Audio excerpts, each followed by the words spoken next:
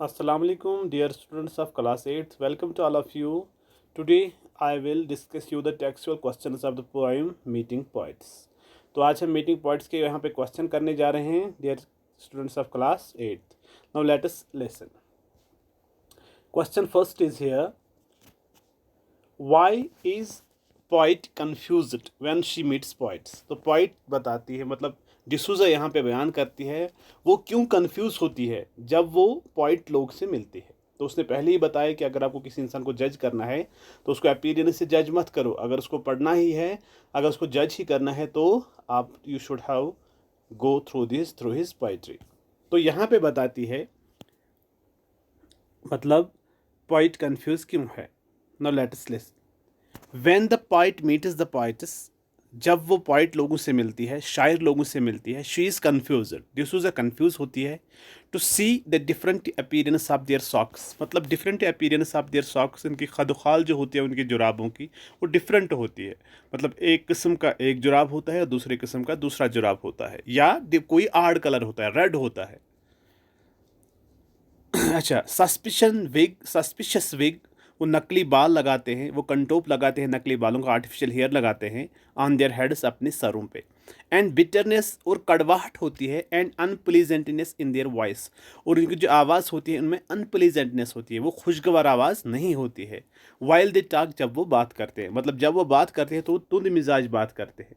इसीलिए इनसे डिसूजा जो है वो कन्फ्यूज़ होती है। ये रहा question number first.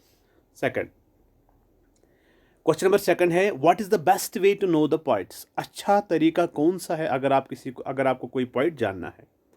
Answer, best way to know poet is to read their poem. अच्छी बात यह है, अगर आप किसी पोइट को जानना चाहते हो, अगर आप उसके मतलब बैकग्राउंड को जानना चाहते हो, मतलब वो कैसा लिखता है, मतलब वो मिजाजन कैसा है, तो हमें उसकी पोइट्री पढ़नी है। इन विच दे राइट देयर फीलिंग्स, उस पोइम में वो अपनी फीलिंग लिखता है।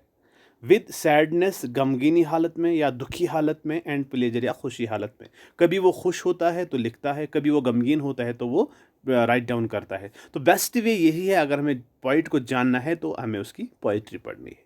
Question number third, what does the poet compare the poet with? Poet ने compare, what does the poet compare the poets with? इउनसी D'Souza ने पोइट्स को किन चीज़ों से कंपेयर किया है? इंपॉर्टेंट क्वेश्चन है ये बेटा, मतलब किन चीज़ों से उसने इनको पोइट्स को कंपेयर किया है। Answer, the poet compares the poets with the shells covered with cool speckles, मतलब किन चीज़ों से किया है?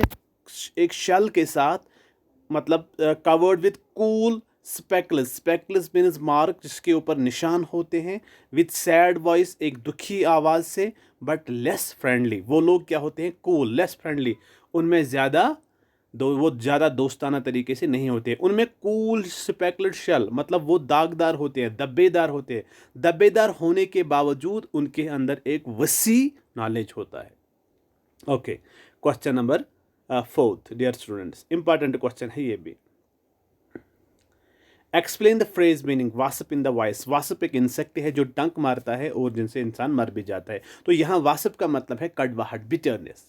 वासप इज फ्लाइंग इंसेक्ट, एक फ्लाइंग इंसेक्ट है। There is bitterness in this sting, मतलब जब वो काटता है तो दर्द महसूस होता है। सो वासप in the voice means the poem indicates the bitterness in the voice. जब पोइट बात करता है तो उसकी आवाज़ में कड़वाहट होती है। ओके, तो बेटा लैंग्वेज वर्क पे आ जाएंगे हम। देखो यहाँ पे लैंग्वेज वर्क ये है, right the denotive and conative meaning of the following words from the poem. ये देखो डिनोटिव और कोनेटिव मीनिंग क्या होता है।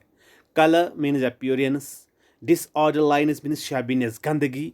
सस्पिशन, नॉन ट्रस्टवर्दी, जिस पे भरोसा न किया जाए या आर्टिफिशियल कहा जाए।